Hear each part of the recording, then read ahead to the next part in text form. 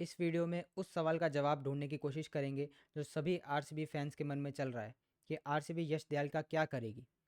यश दयाल जो रिसेंटली काफ़ी संगीन आरोपों के केस में फंसे हुए हैं, वो सही में फंसे हैं या फंसाया गया है, इसका जवाब देने वाले हम कोई नहीं होते हैं, वो तो हमारी माननीय न्यायालय इसका जवाब देगी। लेकिन तब तक आरसीबी क्या कर सकता है? एक तरीके से अगर देखा जाए तो बीसीसीआई ने तो बॉयकॉट कर दिया यश दयाल को। उन्होंने कहा नहीं है इसके, ना ही इसके बारे में कोई ऐसा स्टेटमेंट निकाला है। लेकिन आईपीएल में जहां आरसीबी के लिए 15 मैचेस में 13 विकेट लिए थे, रेगुलरली इंडिया ए के मैचेस में फीचर करते थे, इंडिया के सेंट्रल कॉन्ट्रैक्ट में जो बॉलिंग कॉन्ट्रैक्ट होता है उसके पार्ट थे यश दयाल। और वहाँ से लेके अभी तक अगर आप देखें तो दिलीप ट्रॉफी हुई है, ईरानी ट्रॉफी होने वाली है, इंडिया ए के मैचेस हो रहे हैं, यश दयाल को कहीं भी सेलेक्ट नहीं किया गया है। वहीं पे जहाँ पे यूपी लीग भी हुई थी, जहाँ के one of the biggest superstar आज की तारीख में कह सकते हैं यश दयाल, तो उस लीग में भी उनको खेलने से मना कर दिया गया था। तो एक तरीके से तो बीसीसीआई कह चुका है कि यश दयाल की अभी टीम इंडिया को ज़रूरत नहीं है जब तक भी उन पे केस चल रहा है। लेकिन आरसीबी का इस पे क्या स्टैंड रहने वाला है?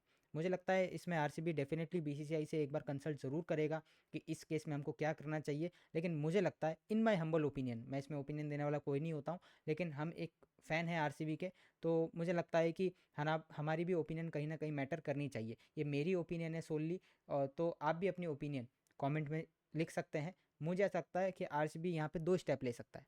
पहला ये कि अभी के लिए यश दयाल को रिलीज़ कर दे, बाद में जब भी अगर वो गिल्टी नहीं पाए जाते हैं तो जो भी अगली ऑक्शन होगी उसमें आरसीबी मेक श्योर करे कि यश दयाल को अपनी टीम में लें, क्योंकि क्रिकेटिंग वर्ल्ड में जो चीज़ हो रही है उसकी वजह से उनको बाहर नहीं किया गया है, जो पर्सनल उनका मैटर चल रहा है उसकी वजह से उनको बाहर किया गया है। दूसरी बात, मुझे लगता है आरसीबी अगर रिलीज़ ना करना चाहे तो ये एक स्टेटमेंट निकाल सकते हैं जो अभी तक निकल जाना चाहिए था मेरे ख्याल से। यहाँ पे आरसीबी बहुत लेट कर रहा है कि एक स्टेटमेंट निकाले जिसमें ये लिखे कि जब तक यश दयाल पे केस चल रहा है तब तक यश दयाल आरसीबी के लिए नहीं खेलेंगे। मतलब आप उनको रिटेन करिए, रिलीज़ करिए, उससे फ़र्क नहीं पड़ता है, लेकिन यश दयाल जब तक वो उस केस का मामला चल रहा है तब तक यश दयाल आरसीबी के लिए नहीं खेलेंगे।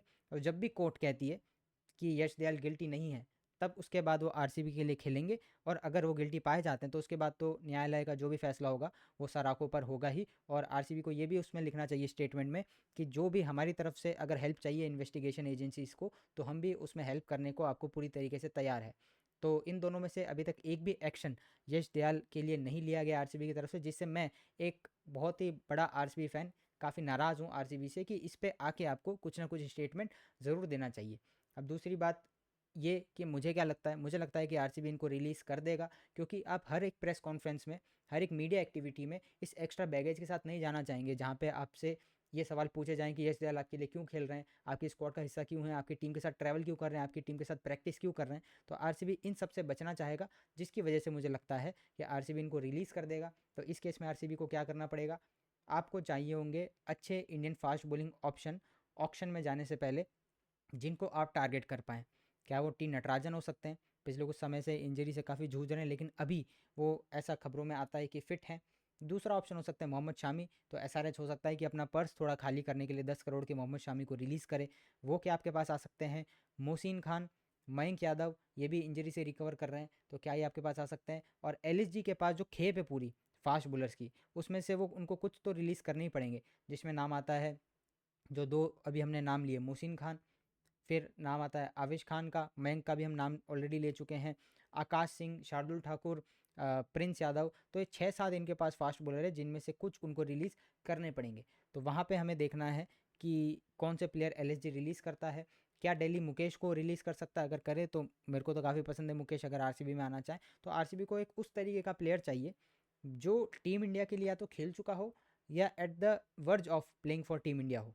आप ऐसा नहीं प्लेयर लेना चाहेंगे कि वो अभी तक टीम इंडिया को रिप्रेजेंट नहीं करा या एक्सपीरियंस नहीं है, क्योंकि उस केस में हमारे पास ऑलरेडी रसिक दर सलाम है और अभिनंदन है, जो काफ़ी अच्छा करते हैं अपने रिस्पेक्टिव लीग्स के अंदर और वहाँ पे वो रिजल्ट भी प्रोड्यूस करते हैं।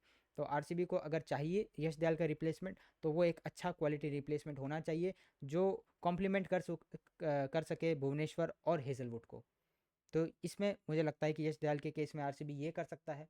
दूसरी बात जो मुझे डिस्कस करनी थी वो थी रजत पाटीदार के बारे में। वो बंदा जो कर सकता है वो कर रहा है, लेकिन टीम इंडिया में उसका नाम नहीं आ पा रहा है। मुझे लगता है कि ओडीआईज और टी20s में तो रजत पाटीदार की तरफ सिलेक्शन कमेटी नहीं देख रही है। लेकिन एक थोड़ी सी पॉजिटिव साइड आई है, रजत पाटीदार को इंडिया, जो रेस्ट ऑफ इंडिया है उसका कप्तान बनाया गया है फॉर ईरानी ट्रॉफी। लेकिन उससे नुकसान क्या हो गया है कि वो लिमिटेड ओवर्स में जो इंडिया ए और ऑस्ट्रेलिया ए की टीम सेलेक्ट हुई थी, उसमें इंडिया ए के पहले मैच के कप्तान थे रजत पाटीदार। तो उसकी वजह से अब श्रेयस अय्यर वहाँ पे आ चुके हैं और रजत पाटीदार अब रेस्ट ऑफ इंडिया की जो है कप्तानी करेंगे। श्रेयस अय्यर को दूसरे और तीसरे उस सीरीज़ के मैच के लिए कप्तान बनाया गया था और पहले में वो पार्टिसिपेट नहीं करते। लेकिन श्रेयस अय्यर का भी रिसेंटली आपने देखा भी होगा कि उनकी जो इशू चल रहा है बैक में, उसकी वजह से वो बड़े फॉर्मेट जो रेड बॉल क्रिकेट है वो नहीं खेल पाएंगे। तो वहाँ पे वो अवेलेबल नहीं थे सेकंड टेस्ट जो हुआ था इंडिया ए और ऑस्ट्रेलिया ए का, तो जिसकी वजह से पहले मैच में भी वो कप्तानी करेंगे। तो रजत पाटीदार, मैं सोच रहा था कि जब दिलीप ट्रॉफी में इतना अच्छा परफॉर्मेंस हो गया एज ए कैप्टन, वो काफ़ी अच्छा शायद मुश्ताक अली में भी करे विद द बैट, शायद से आईपीएल उनके लिए बहुत अच्छा नहीं गया था।